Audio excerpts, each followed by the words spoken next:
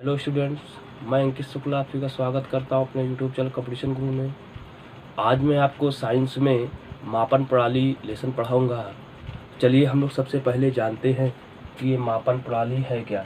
सबसे पहले हम लोग बात करने वाले हैं आज मापन की कि ये मापन क्या है। तो हम लोग बात करते हैं मापन की।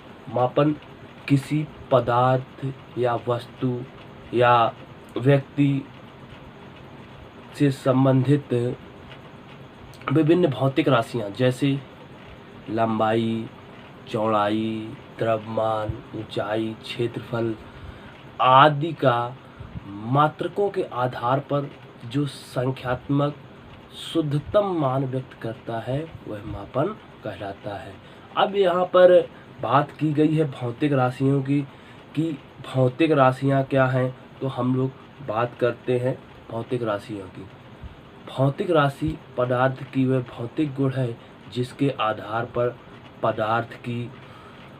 पदार्थ का मापन किया जा सकता है, जिसके आधार पर पदार्थ का मापन किया जा सकता है और उसका संख्यात्मक मान ज्ञात किया जा सकता है।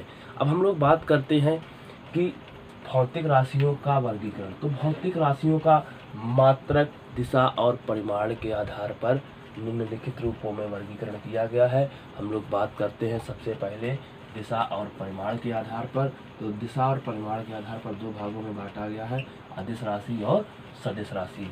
मापन और मात्रक के आधार पर तीन भागों में बांटा गया है। पहला भाग है हमारा मूल राशि, दूसरा भाग है व्युत्पन्न राशियाँ और तीसरा भाग है पूरक राशियाँ। दोस्तों यहाँ पर हमको अदिश राशि, सदिश राशि और मूल राशियों के बारे में पढ़ना है। तो सबसे पहले हम लोग बात करने वाले हैं मूल राशियों की। मूल राशियाँ क्या होती हैं?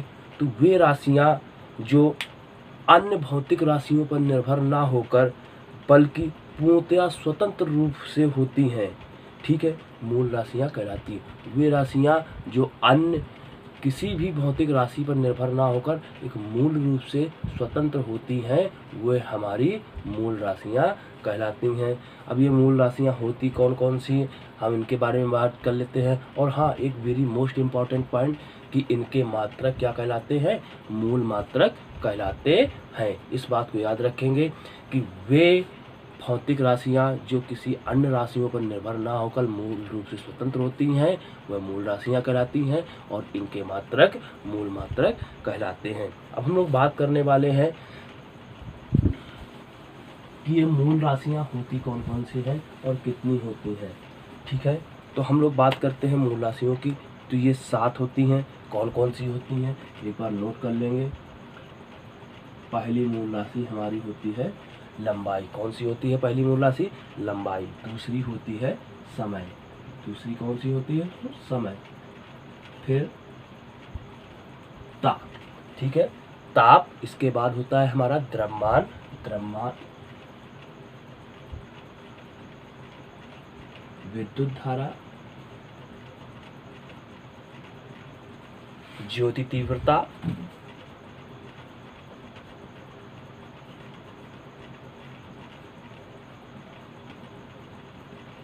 और एक हमारी बचती है पदार्थ की मात्रा।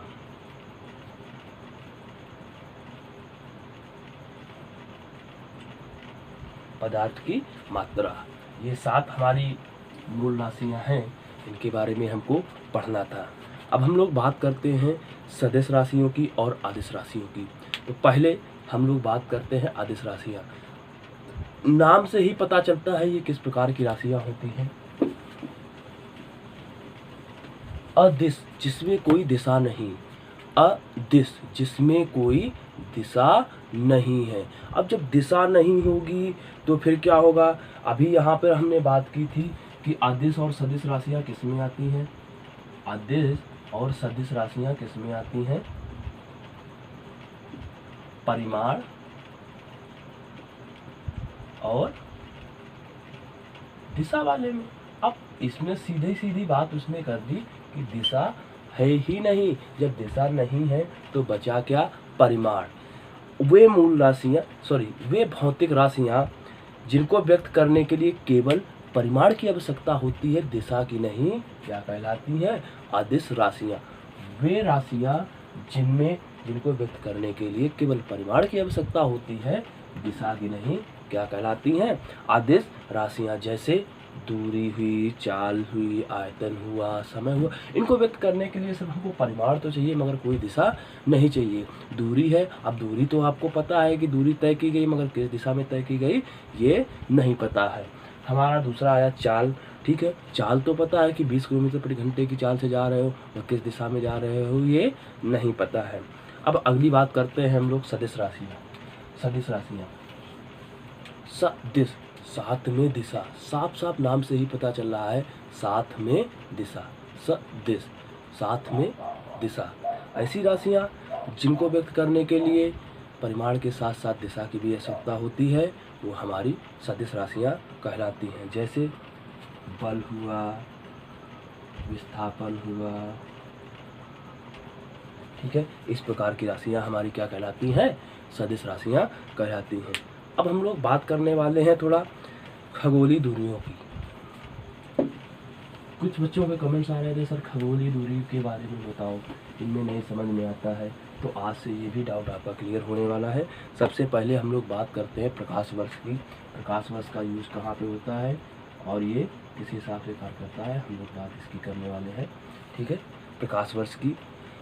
तो प्रकाश वर्ष जो होता है, एक वर्ष में प्रकाश द्वारा निर्वात में तय की गई कुल दूरी एक प्रकाश वर्ष कहलाती है। एक वर्ष में जो निर्वात में प्रकाश दूरी तय करता है उसको हम लोग क्या कहते हैं? एक प्रकाश वर्ष कहते हैं। एक प्रकाश वर्ष का जो मान होता है वो हमारा होता है इंटू 10⁻15 मीटर। एक प्रकाश वर्ष बराबर हमारा 9.467 मल्टीप्लाई 10⁻15 मीटर, ये एक प्रकाश वर्ष की वैल्यू होती है। प्रकाश वर्ष के बारे में फिर से हम लोग जान लेते हैं। एक वर्ष में निर्वात में प्रकाश द्वारा तय की गई दूरी प्रकाश वर्ष कहलाती है। अगली हम लोग बात करने वाले हैं खगोलीय इकाई की।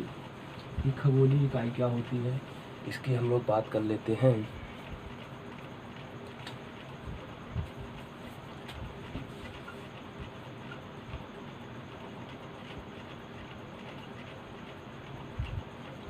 खगोलीय इकाई, ठीक है, तो यह भी एक दूरी का ही मात्रक होता है।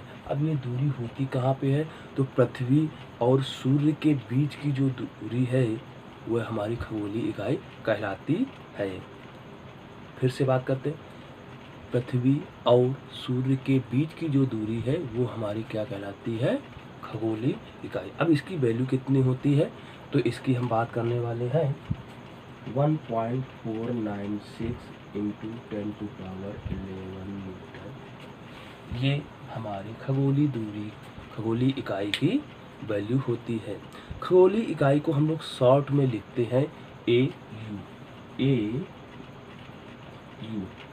अब ये AU क्यों लिखते हैं, हम लोग इसकी बात कर लेते हैं थोड़ा। तो ये हो गई एस्ट्रोनॉमिकल यूनिट। एस्ट्रोनॉमिकल यूनिट यानी AU। ठीक है, याद करें। अब एक लास्ट बचता है पारसेक। क्या बचता है? पारसेक। हम लोग बात कर लेते हैं थोड़ा पारसेक की।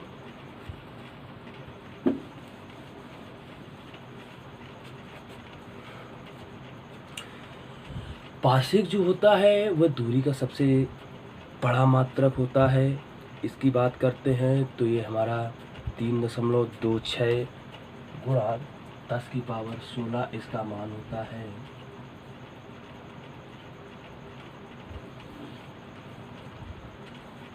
पारसेक की बात करें, फिर से हम लोग एक बार देखते हैं। पारसेक जो होता है वो दूरी का सबसे बड़ा मात्रक होता है। इसका जो मान होता है 3.26 गुणा 10⁻16 मीटर इसकी वैल्यू होती है। और इसके बारे में सिर्फ इतना ही हमको बताना है कि यह दूरी का सबसे बड़ा मात्रक होता है। दोस्तों, हमारा ये वीडियो आपको कैसा लगा कमेंट करके ज़रूर बताएं। साथ ही लाइक करें, शेयर करें। जो हमारे चैनल पर नए हैं चैनल को सब्सक्राइब करें, बेल आइकन को दबाएं, जिससे हमारे आने वाले वीडियोस का आप सभी को पता चलता रहे। क्लास रेगुलर मैं लेता रहूँगा, आप लोग रेगुलर ज्वाइन करते रहें। आपको सिलेक्शन ज़रूर मिलेगा, थोड़ी सी मेहनत करनी पड़ेगी। ये सबके लिए होता है, बिना मेहनत के आजकल कुछ नहीं मिलने वाला है। बस एक बात दिमाग में याद रखना कि जो आप कर सकते हो वो कोई दूसरा नहीं कर सकता है। अगर भगवान ने आपको यहाँ पर भेजा है तो कुछ ना कुछ एक उद्देश्य के लिए भेजा है, वो उद्देश्य आपको पूरा करना है। इसी के साथ लगे रहिए, आगे बढ़ते रहिए, मेहनत करते रहिए। आपकी सफलता के लिए मैं कामना करता हूँ।